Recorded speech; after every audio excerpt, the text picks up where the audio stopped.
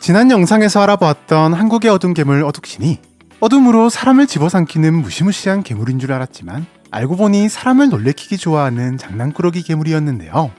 그런데 어둑신이와 비슷한 모습을 하고 있지만 진짜 사람을 집어삼켜버리는 또 다른 어둠 괴물이 있었으니 오늘은 인간을 사냥하는 한국의 어둠 괴물 그슨대에 대해서 알아보도록 하죠.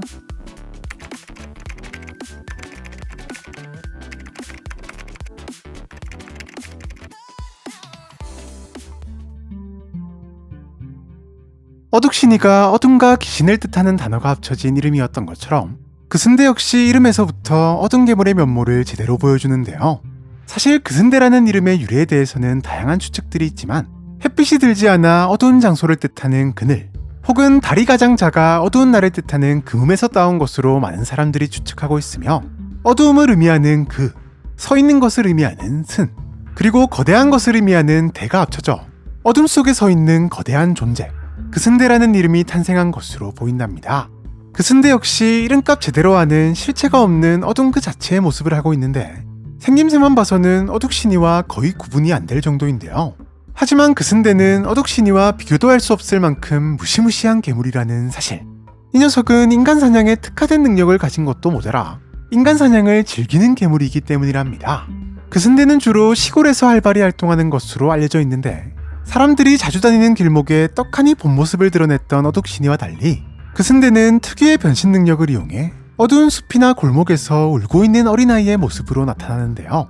어두운 밤에 아이 혼자, 게다가 무슨 사연이 있는지 울고 있기까지 하다면 지나가는 사람 누구라도 신경이 쓰일 수밖에 없는 상황.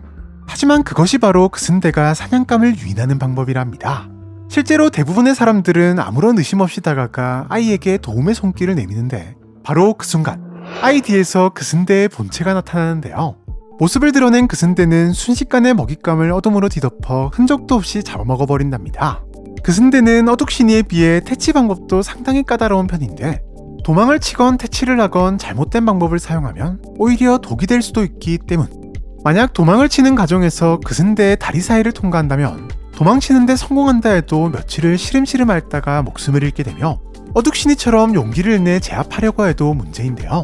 과거 용기 넘치는 사람이 그슨대를 눈빛으로 제압하는 것을 넘어 아예 칼을 뽑아들어 공격한 경우가 있었는데 이상하게도 암만 공격을 해도 사라지기는커녕 오히려 더욱 커진 데다 화가 난 그슨대에게 처참하게 당하고 말았는데요.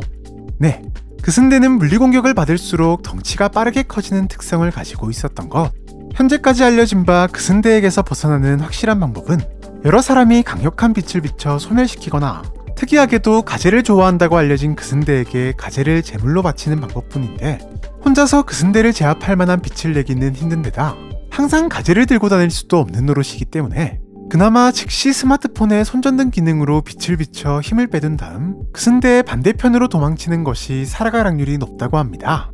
이렇듯 장난과 사냥이라는 완전히 다른 성격 차이 탓에 그슨대와 어둑신이는 완전히 다른 괴물로 여겨지고 있지만 몇몇 사람들은 둘은 어둠에서 탄생한 동일한 괴물이며 성장하는 과정에서 외로움을 이겨내는 방법을 서로 다르게 터득한 탓에 각각 현재의 모습이 된 것이라 추측한다고 하네요. 지금까지 어둑신이와 비슷한 데 따른 또 다른 어둠 괴물 그슨대에 대해서 알아보았는데요. 그슨대와 어둑신이 둘은 과연 어떤 관계인 것일까요? 이에 대한 여러분들의 재미난 추측과 상상력을 댓글을 통해 남겨주시면 감사하겠습니다.